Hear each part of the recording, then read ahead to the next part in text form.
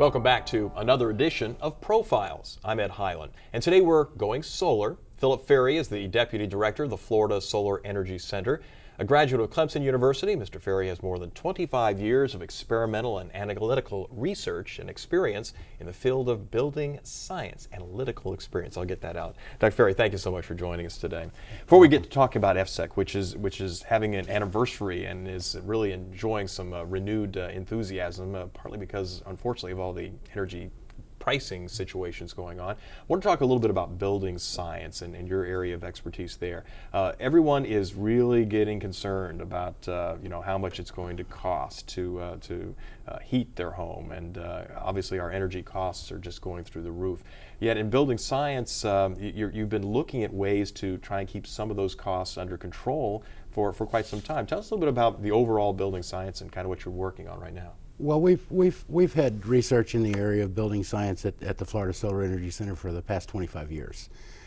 And basically what the research aims to do is to improve the building efficiency of buildings. And the reason it's called science is because it turns out that all the different parts of the building are ultimately connected with one another. And if you do something in one area, it's going to impact what happens in another area. And if you pick out a certain kind of window, it may help you in the summer and it may hurt you in the winter. And so all of these integrated parts come together to create an integrated package that's either better or worse than what you're working with currently. We estimate that over the course of the last 25 years, the work that we've championed at the Florida Solar Energy Center that has gotten into our building codes and other things has saved the citizens of Florida some over $2 billion in energy cost over that time period. And we anticipate that as we move forward, we're going to be able to make recommendations and come up with concepts and ideas that save even more and more money. I think the idea of building science became first widespread, at least to my knowledge, my education, was after really about the late 60s and 70s. Buildings that were built at that time, people started talking about, well, these are going to be energy efficient. We're going to put the green roof areas in and this type of thing. And then what happened was they found they made a lot of mistakes. I mean, buildings, as you said, they were so interconnected, they'd open up areas to let more sunlight in, and then those areas would turn into little greenhouses because they would get so hot from what was happening with the sun streaming into the buildings. So folks started looking at better ways to make it all happen. Yeah, and in the late 70s, we started worrying a whole lot about retrofitting buildings, taking old buildings that weren't constructed to be energy efficient and blowing insulation in the walls and doing these kind of things and those kind of things. And what we essentially found was that when we messed with that building that was built in, 50s, 60s, 40s technology, when we messed with those buildings and insulated portions of them or did things, we found unexpected or unanticipated consequences like you do in lots of other areas. And that ultimately did, as you said, led to the whole field of building science and how to understand buildings as systems instead of just various parts. Another area where our research has made a big difference in the early 1980s, we started looking at something which at that time we were calling duct leakage. Most buildings have forced air conditioning systems that are blowing hot air or cold air around the building.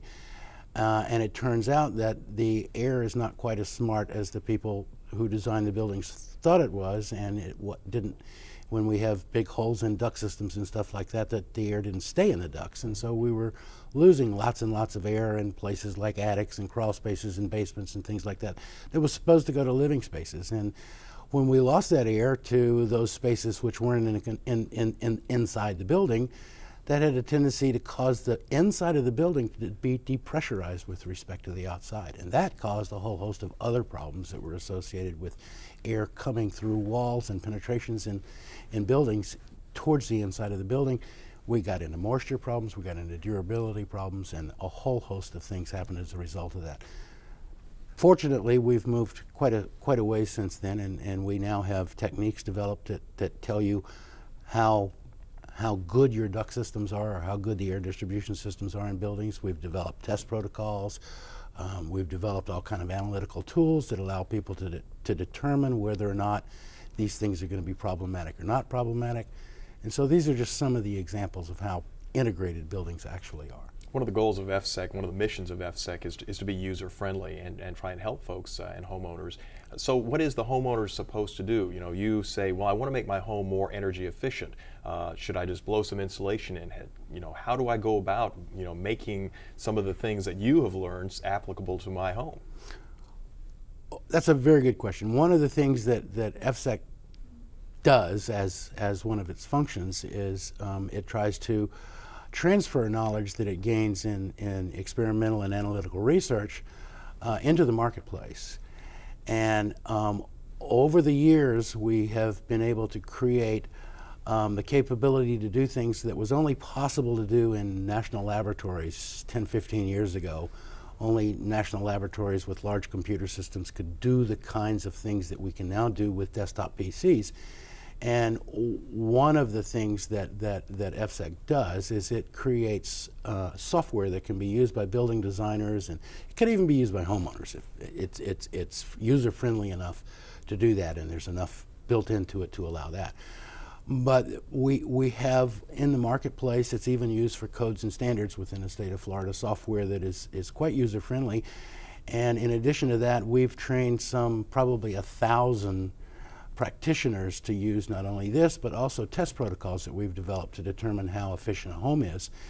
And over the course of the last 10 years or so, we've developed capabilities to compare homes with what you might call an American standard home, so that there are ways that you can rate the efficiency of your home now. We've finally established a as compared to what kind of scenario, so that it's entirely possible, and you can go out in the open marketplace and hire individuals that will come in and tell you exactly how efficient your home is and what you can do to improve its efficiency.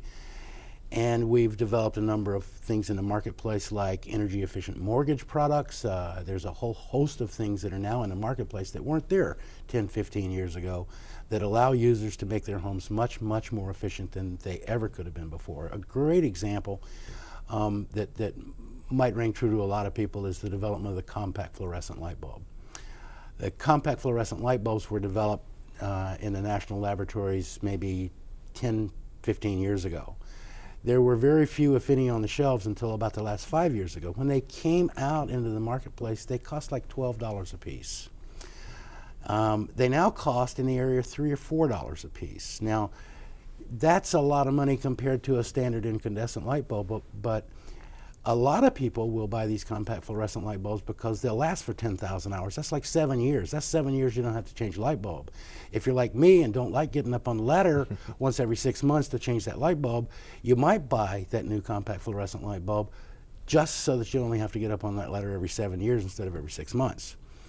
But the really great advantage of these things is they have a tremendous energy saving potential. They save 3/4 of the energy of a common standard incandescent light bulb. And they've really started to prevail in the marketplace, and we're seeing more and more of them. And they can make a huge difference in the amount of energy the buildings use. What sold me on the compact fluorescence, just personal story, was that I had a small room and I had a light in it, just a regular incandescent light. That room would get very hot. It didn't have good circulation in it. So the energy from the incandescent bulb just heated up that room very dramatically.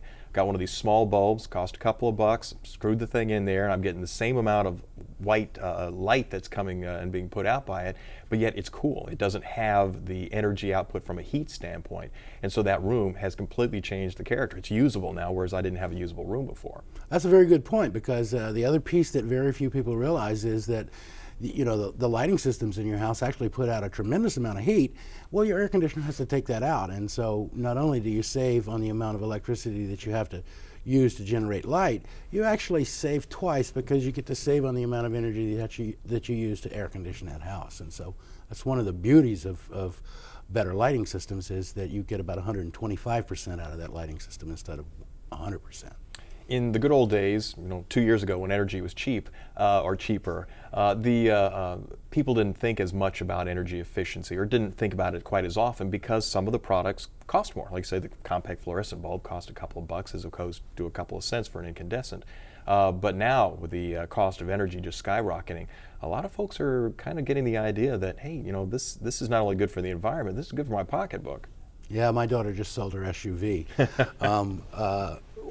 It takes a little while in the marketplace, but what we see happen essentially is that we get very concerned about the price of gas at the pump. But we see that come into the marketplace in other areas as well. I think it was last week, the Energy Information Agency just announced that people in the northern tier states could expect to see their heating bills go up by 60% this year due to the rise in the price of oil and gas products, petroleum products in general. And so as the prices for energy increase, which we believe they inevitably will continue to do because it's a finite resource that we're using right now, as those prices increase, doing things efficiently and doing things as smart as we can do them becomes more and more important, and people start to realize that, well, maybe it's not the first cost that should be driving the equation. Maybe it's the life cycle cost that should be driving the equation, and maybe I'm going to be really better off if I look at not what it costs me to purchase the product, but what it costs me to purchase the product plus what it costs me to operate the product. And when you combine those two things together, there are many, many products on the shelves that we should be putting in our homes that we're not doing on a universal basis right now. Solar energy systems is a great example. If we look at the life cycle costs of things, a solar hot water system for your home actually only costs you about 4 cents a kilowatt hour. If you were to produce that hot water with electricity rather than solar, it would cost you 10 or 11 cents a kilowatt hour. And so solar hot water systems are already cheaper than conventional hot water systems, but the front end cost is much, much higher, and so a lot of people shy away from that. Prices are rising, people are rethinking what they're doing with the efficiency in their homes. And we are getting some tax breaks. It's not as wide as some people wanted, but there are some solar tax breaks that have become available. The 2005 Energy Policy Act has some very, very innovative legislation in it. It has tax credits for solar systems for homeowners, whether that be for hot water systems or whether it be for photovoltaic systems. Photovoltaic systems are the systems that produce electricity directly from sunlight, and hot water systems are what they say they are. They produce hot water. And the recently passed legislation in this last Congress provides a 30% credit for those systems in Florida and around the nation to homeowners. In addition to that, there is a $2,000 tax credit for building homes which are 50% more efficient than the minimum code. Now, it's possible to do this. It is entirely possible to build a home that's 50% better than our minimum code. We're used to looking at buildings and saying, okay, well, it was built to code, but what we don't realize is that the code is the minimum standard allowed by law, so you're getting the worst building that's allowed. You can do much better than that, and what these innovative tax incentives do is it pushes the marketplace to be better than the minimum thing that's allowed by law. And so that $2,000 high efficiency home tax credit, we hope that a lot of people in Florida will take advantage of. Well, let me pick up on the term building code, because one of the things that came to light during the hurricanes of 2004 were that minimum building codes were fine for, like you say, the minimum building, but sometimes in the face of a storm there was water intrusion, there was mold that perhaps followed after that, and that's also something FSEC is getting into, looking into some of the ways folks can perhaps have a better and safer home environmentally. Absolutely. One of the things that we've been involved in for many years is something called indoor air quality, and we're not directly involved from the hurricane side, but for many years, and due to a lot of the problems that occurred with respect to duct leakage and homes being depressurized and things like this, we have worked with moisture accumulation problems in building structures before, and we've worked with the result of those moisture accumulation problems. Mold grows because there's moisture there. I mean, we're not going to get rid of the amount of spores that we have in the atmosphere. Mold is nature's recycler. It's going to be around. As long as we can keep the moisture content of buildings under control, we can keep mold growth under control. And heating and air conditioning systems do that. They air conditioning systems in particular remove moisture from buildings. And so part of our work is to create efficient, highly efficient homes, but at the same time keep the indoor air quality and the durability of the homes as intact and as good as possible. And so a lot of our previous experience is applicable to what happens after hurricanes and things like this. And key thing is you have to dry the building out. Dr. Fairey, we're going to have you sit there just for a second because we want to take a little diversion, if you will, from what we normally do in profiles. FSEC recently was the host for an energy summit, which you participated in, and there's a great video that was put together by my associate Jerry Klein that kind of goes over FSEC and talks a little bit more in detail about some of the projects that are ongoing. We're going to take a little break and take a look at that video and then come back and kind of look at perhaps the future of FSEC, in relation to the way it's been put together in this video. And here's my friend, Jerry Klein.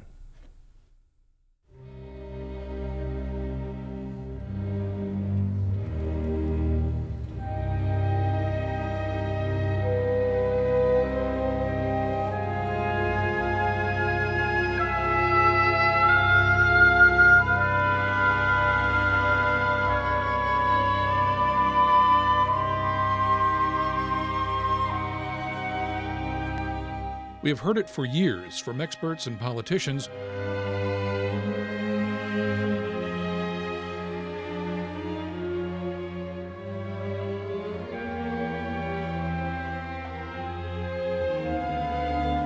And now we're hearing it from regular folks. Say, well, it's not going to run out in our time, but we have to think of our kids and our kids' kids and how they're going to have to put up with a whole lot of stuff just because we're not careful. Harness the power of the sun, you might say. The sun got us into this energy mess. Over millions of years, the sun-baked remains of plants and animals were covered by shifting soils and then subjected to pressure, becoming oil, coal, and natural gas. In 1859, Edwin Drake tapped the ground at Titusville, Pennsylvania, and the gusher epitomized our society's growth. Fossil fuels drove the Industrial Revolution.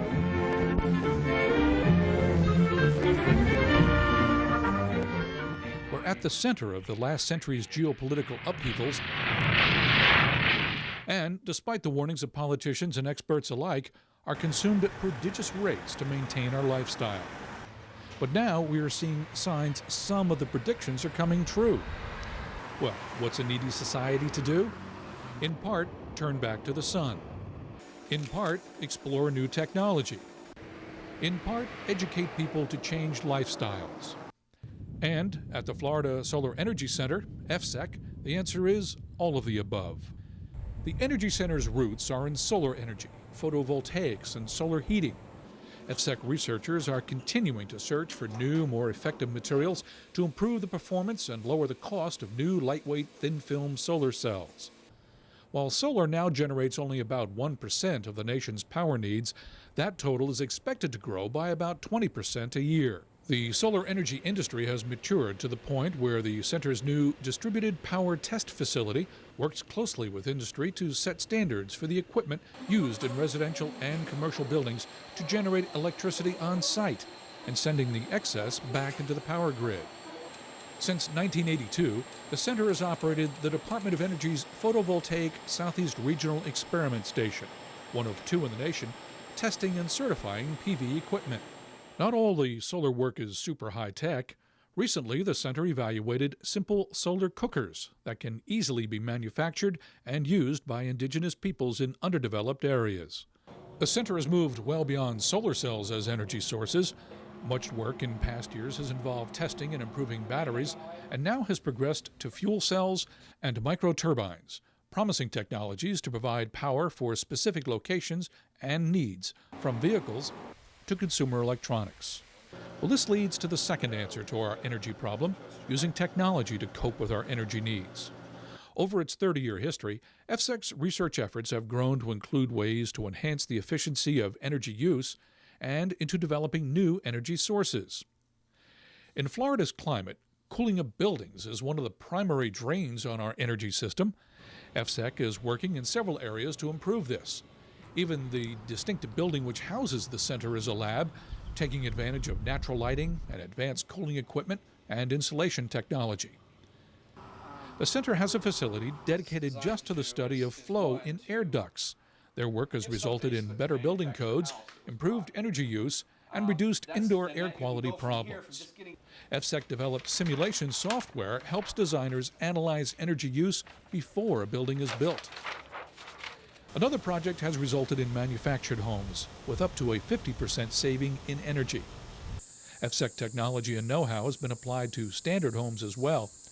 Homeowners report up to 75% savings in utility costs.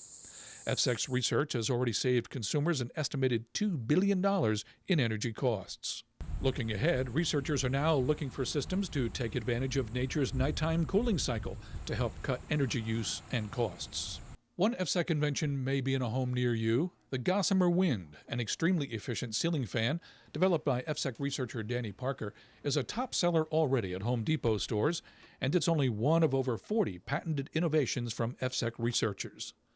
Some of those patents deal with another aspect of our energy needs, transportation. High Test, an extremely clean-burning hydrogen-enriched natural gas fuel mixture, is an FSEC UCF patented invention.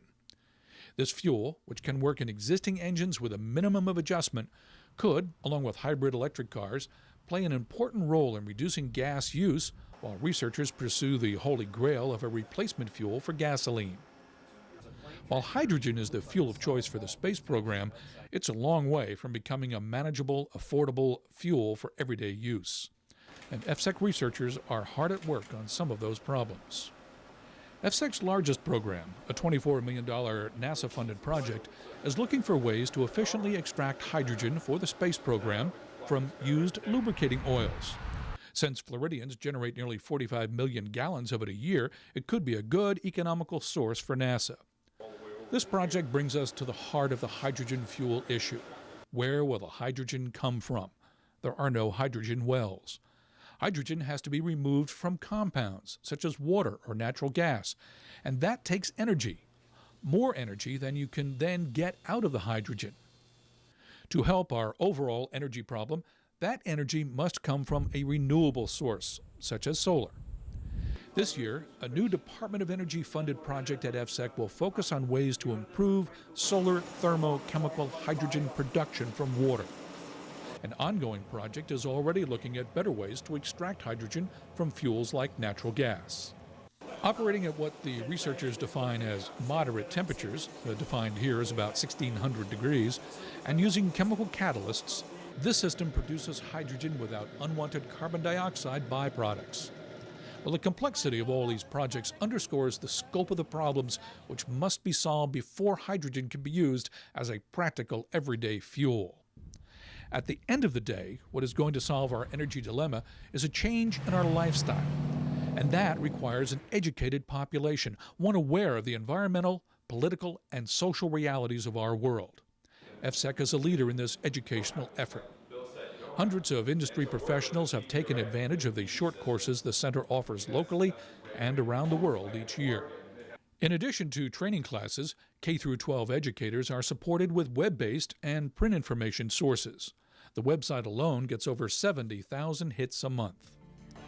And FSEC hosts hands-on experiences for students, hydrogen fuel cell car demonstrations and solar race car design competitions, all aimed at making the next generation of leaders aware of the challenges and the solutions the future holds.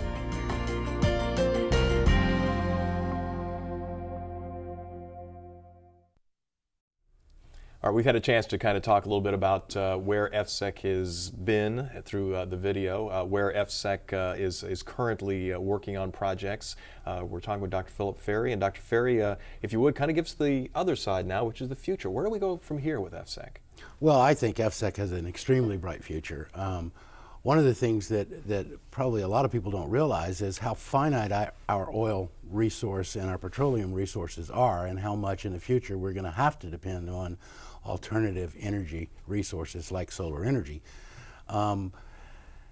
If we think in terms of your children and grandchildren, then your children and grandchildren are just absolutely not going to have the kind of fossil fuel resources that we have had in our life. And so that lack of those fossil fuel resources is going to essentially push the agenda, for lack of a better term, much like the rising oil prices pushing the agenda in a lot of people's homes right now.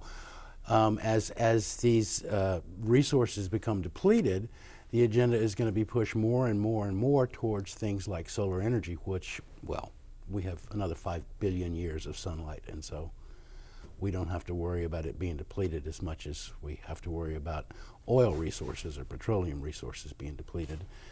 And so, we certainly believe that the Florida Solar Energy Center performs a vital function, not only for right now, but for the future. And we think the future of the Florida Solar Energy Center is extremely bright. We are involved in research areas like hydrogen production and storage, which is clearly going to be the next energy carrier that will replace petroleum products. So we're ultimately going to have to replace petroleum products, and there's no question that hydrogen made from renewable resources is going to be that new energy carrier, unless somebody comes up with something very novel that we haven't thought of so far.